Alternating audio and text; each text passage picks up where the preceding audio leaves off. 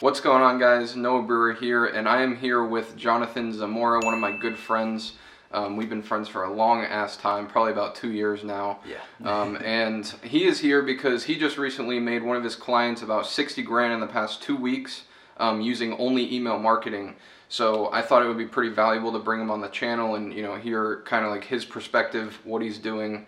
I just recently set up a partnership, have John manage the email marketing for my clients, and he's also made some videos for my course as well, so I already kind of got a look at what he's doing a little bit, but I thought it would be great to have him come on here and talk about, more about what he's doing specifically to bring those kinds of results. So there's going to be a link below if you want John here to manage your email marketing. Like I said, we aren't partners, so it also supports me, but I know that what he's doing is legit. So if you need help with your email marketing, we'll get a little bit about the offer itself later on, but essentially he's guaranteeing results, which is crazy in this industry, and he's actually not doing it in a sketchy way. Like, email marketing is one of those things where if you do it right, it will work. Like, it's not like a question of how much time does it take. It's kind of like once you meet the specifications, it will work. So there will be a link below to schedule a call with him and his team if you do want to work with him. But let's look more into this client that has generated 60 grand off of emails. Yep. Probably the first question that I have is, what is the store? What is the brand? What do they do? How long they've been running? Well, thank you so much for having me on. It is, of course, a pleasure. Like Noah said, we've known each other for quite a while now. As far as the specifics on this brand, they are a shoe accessory brand. Whenever we first started working with them, they were doing about $10,000 a day in gross revenue. Had email kind of set up, but it was something that was sort of in the background. And since we've been working with them, they have started to scale up quite a bit. They've worked out some of their inventory issues, so now they're sitting closer to about 30 to 35,000 a day. Some of the first things that we did with them immediately is we set up the tracking. A lot of people, whenever they're starting to get their email set up, they don't have their tracking set up properly, so they don't know where people are going, what actions they're taking on the website. It's the same sort of thing as setting up a pixel on your website. So the very first thing that we did is we set up the tracking, kind of got that all sorted out. After that, we went through and started to implement some of these initial flows. This is just going to make sure that we're capitalizing on every single piece of traffic that's going to the website. So for example, you could set up a site abandonment flow. This is just whenever somebody goes directly to the website and doesn't proceed any farther. You could set up the, of course, very famous abandoned checkout flow where somebody abandons a cart midway through making a purchase. Setting up some of these baselines is just going to kind of get you a baseline of revenue if you are already driving that traffic. And if you don't have this set up, you're really just leaving revenue on the table. After that was set up, we would then proceeded on with building out a brand calendar. So essentially what this is just a list of different campaigns that we are implementing with them throughout the entire month. So this can be a variety of things from a flash sale to a almost out of stock email to basically just content, really whatever it is and whatever's going to fit the brand. It's very custom to you. So it's like broadcasts. Right, so the big difference between a flow and a campaign, a flow is going to be something that's completely automated and is usually triggered after somebody goes through and does a specific action on side of the website. But a campaign is going to be something that's like a broadcast where it's being sent out to just about everybody. Yeah, it's like a one-time send, and you use Klaviyo, right? Yes. Why? Yes. Well, there's a ton of different email programs that are out there. I would say that Klaviyo or Klaviyo, I typically call it Klaviyo, is one of the best just as far as the organizational structure. It's very clean as far as the analytics, and it makes it really easy for you to add different tags to customers so that you could track their journey all the way throughout your funnel. Yeah, I think if you talk to like any decent marketer that uses Shopify, Klaviyo is the best. I think Active Campaign is the best, but in terms of Shopify, Right. Klaviyo is the best because of the integration, right? Like, Klaviyo's integration with Shopify is like so seamless. It's actually beautiful how it works. Yeah. And Active Campaign, the integration is fine, but like Klaviyo just has it like on another level. So if you have a Shopify store, like 1,000% use Klaviyo because it just works so smoothly. So you do your automations, which is kind of like the things that run in the background. You also do broadcasting. What about the specifics in the automations? Like, do you want to talk a little bit about, timing, the types of things that you say? Do you offer discounts? Do you have special offers? Like, what are some things that you do with the automations? Yeah, so a few kind of really basic takeaways. Whenever we are building an email, there's always 3 questions that we're trying to answer ourselves. One, why is somebody going to open up this email? Two is why are they going to read the email? And then three, why are they going to click on the link? So that's kind of just a baseline of every single email that we're sending out, whether that's a flow or a campaign. As far as the discounts that we're offering, we typically prefer to start with a little bit lower of a discount and see if that resonates with the audience, and then kind of scale it up. So if you have a brand that's, say, 20-30% margins across the board after advertising and after cost of goods, we'll probably start with 5 or 10%, depending on how aggressive we're wanting to be. So we'll start less aggressive and kind of scale it up over time. For the timing specifically, that's something that we play around a lot with. Klaviyo has a really cool function where you can actually do a conditional split, and we just make it so it's a 50-50 split, and we test those different times. And that's just a split test? It's just a split test. It's exactly like something that you would do on Facebook or really just any level of marketing. And we kind of just do that through a series of evolution where we'll start with a 5-minute split test versus 2 hours. Let that run for a couple of weeks, collect some data, and whichever one converts the best, we just go with that one. Which one would you say does convert the best? So it depends on the flow. So if it's a welcome series, typically sending out that email, whatever you're offering. So say you say sign up and you'll get 10% off. Sending that email immediately is probably going to be a good idea. Where an abandoned checkout, typically we'll start with 5 minutes versus 2 hours, just to do a very big difference. That's one of the bigger things that we kind of learned with split testing is you don't want your split tests to be too small. You want them to be pretty drastic. That way you could then dial it in from that point. But if you make it like 5 minutes versus 10 minutes, the results aren't going to be different enough. And if you do like a 5-minute abandoned checkout, do you offer that coupon code? Typically no. Typically no. Because when I would do it, I would usually do like a 5-minute, a 30-minute, a 4-hour, and a 12-hour and a 24-hour. Right. And then on the 5-minute one, there'll be no discount. It'll just be a reminder. And then the 1-hour one, it'll be a 5%, and then the next one is a 10%, and then 15 and 20. Right. Yeah. And so, yeah, like in that case, we actually separate the abandoned cart and the abandoned checkout. That's something that a lot of people typically don't do. You have to do a little bit of like custom coding to get it done properly. But with the abandoned checkout, we'll follow a very similar flow where the first email we don't offer a discount, and then the second and third email we typically will. Now, the timing on it is a little bit more stretched out because something that we're constantly thinking about with our emails is the deliverability. So if you go through and blast 10 different emails, we just brought on a client that's doing about 15,000 or so a day, and he was doing about 3 or 4% of his revenue from Klaviyo, and we kind of like took a look at what he was doing, and his open rates were absolutely awful. And when we kind of looked at it a little bit further, it's because all of his emails were ending up in spam or promotions tabs, things like that. And when we looked at all of his flows, broke it down a little bit further, he was just blasting a ton of emails to people. So that deliverability is something that you kind of have to be thinking about when you're building these out. Yeah, that's true. It's not all about, the copywriting. It goes deeper. You don't want to end up in spam folders. Like, do you guys do any like list cleanings with your stores that you manage? 100%. Yeah. So list cleaning is actually super important. Sometimes people will go through, and yeah, it's funny because a lot of the people that are running these bigger stores, they're not really thinking about email in a full spectrum sort of view. They're just trying to say, okay, let's drive as much revenue as possible. But you really want to kind of think about it as an entire ecosystem that you're kind of building out. So one of the things that we do is we set up what we call basically a breakup sort of flow. And it's basically people that are unengaged under certain time frames. Maybe it's 60 days or 90 days, depending on what the brand kind of needs. And whenever they meet certain metrics, we're basically going to mark them as unengaged and then just completely remove them from the list. We also make it so that our unsubscribe buttons are pretty present, because if somebody's not interested in seeing our emails, we don't really want them. We don't want them we don't want to be paying for the higher subscription plan on Klaviyo, and we also don't want them messing up our analytics and not opening them up, and us ending up in spam folders because of that. Yeah, that's another thing about Klaviyo is they're pretty lenient, like with getting flagged as spam, which I've found, especially with drop shipping, abandoned carts, abandoned checkout. Those sorts of automations, they get flagged as spam a lot. Right. And that was an issue that I ran into with MailChimp.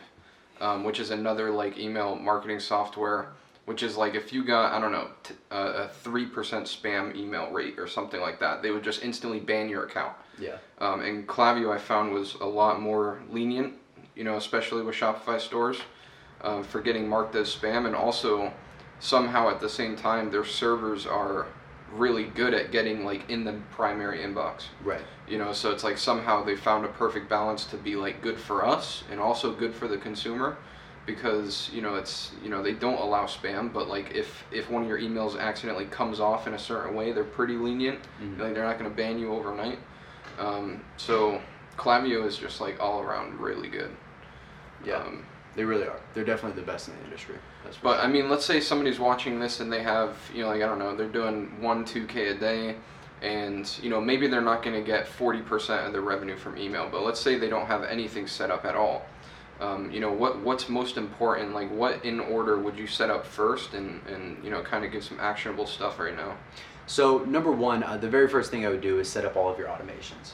So we're going to be setting up our core 4, which is going to be a site abandonment, a browse abandonment, add to cart abandonment, and then also abandon checkout. Those are the core 4, just getting all of your abandoned carts or abandoned series set up. That's number 1. Number 2 is then to go through and set up a welcome series. A lot of people typically will opt for not doing this, which is basically going to be a series where you have a pop-up on your store and you say, hey, get 5% off, 10% off, something like that, something light. It doesn't have to be a crazy discount in exchange for their email. And then in that welcome series, the very first email you're going to send is that discount that you promised them.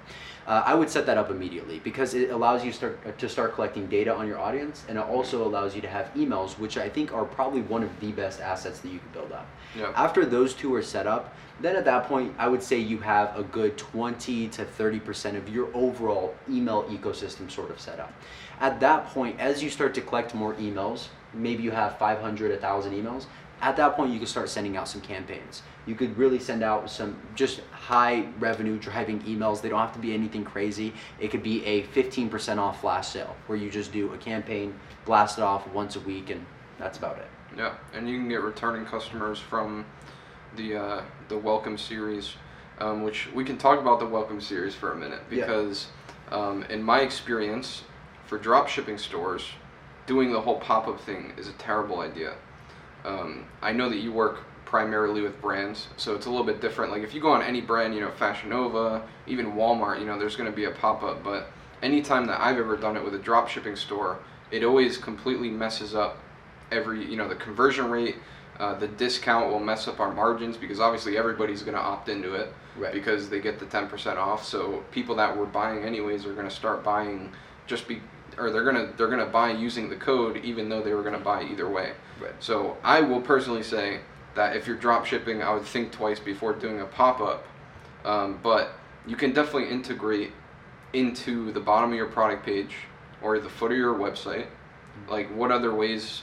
I'm right? Like you could do other things other than like a pop-up. Yeah, so I probably would recommend actually doing a pop-up. The more important thing for us, and we do work with dropshipping stores as well, is going to be the behavior that you set up for it. So like you said, it definitely can be something that is a little bit too intrusive, kind of messes up that golden path from them clicking on the website to actually making that purchase. You want everybody to kind of follow that yellow brick road, but not everybody does. And so the most important thing that we've kind of found is to set up the proper behavior. So for example, for our pop-ups, for the vast majority of especially dropshipping brands or dropshipping stores, they don't have as strong of a following. So the behavior that we'll set up is we'll only do it whenever they are going to exit out of the web page, after they've been on the website for longer than 12 seconds, and have also scrolled 50%. So they have to match all 3 of those criteria in order to actually receive the pop-up. So if they just go on the website and then get ready to leave, whenever they go to that X, it'll show. But if they just hit add to cart, it's not going to show up. So the behavior is the more important aspect, and maybe only 10-15% of your traffic will see it, but collecting that data in exchange for 5-10% off ends up being, I think, relatively valuable in the long run. Yeah, I mean, once you do the broadcast, if you have a big enough email list from that, then it would make sense. So you say like when they move their cursor up the website to, you know, click the X button, the pop-up comes up? Yes. Have you ever had a client that got banned on Facebook because of that? I'm not entirely. Well, To be honest, it seems like everybody gets banned on Facebook at this point. Yeah. So it's kind of, I think, difficult to tie it down to one specific thing. Yeah. But not that I'm aware of now. Yeah, because I know that you just got to be careful, because I know that Facebook has most definitely banned me because of that before in the past. It's something about like a functional landing page. It's that policy that it messes with. I know because you can do that feature on ClickFunnels, and you usually don't want to do it if you're running Facebook because they just hate it.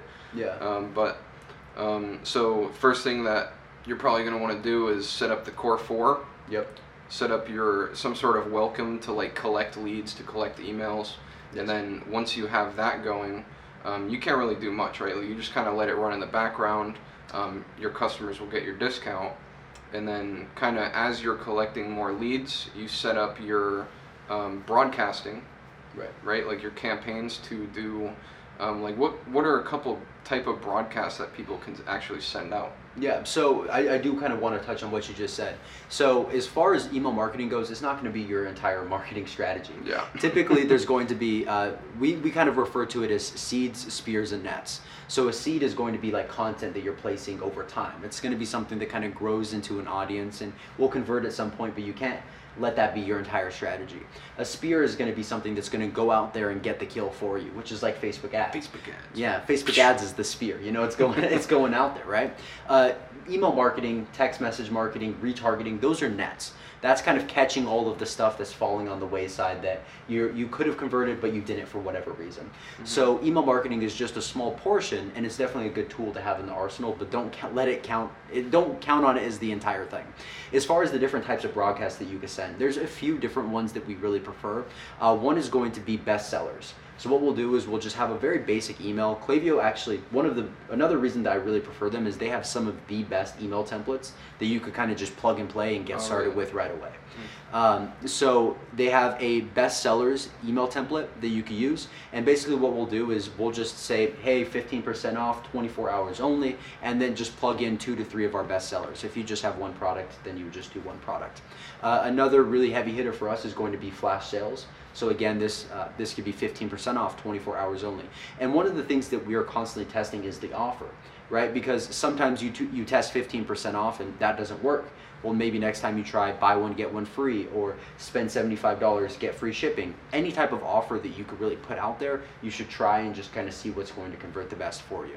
So that's cool. I think like one of the really powerful things about email, especially if you're running a brand or if you're drop shipping and trying to turn it into a brand, is you don't have many limitations. Like with Facebook ads, there's a lot of limitations. You know, for one, it costs money to get views on an ad. An email, once you have the email list, pretty much free. You just send out a broadcast and you can test a product. Yeah. You know what I mean? Like if you're drop shipping a shoe and you want to get another shoe as a winning product, which I was actually in this situation with the very first store that I scaled. It was a shoe, and we would actually send out different shoes every single week to the email list. Mm-hmm. And the one that got the most sales, we would then go and test it on Facebook, and most of the time it ended up doing really well on Facebook too. Right. So I mean, there's a lot that we can talk about with email marketing. Yeah. But a lot to unpack. I think to be even more valuable to the guys that are like actually are making money already and that are really struggling with this, I think that the service you've put together is really, really good.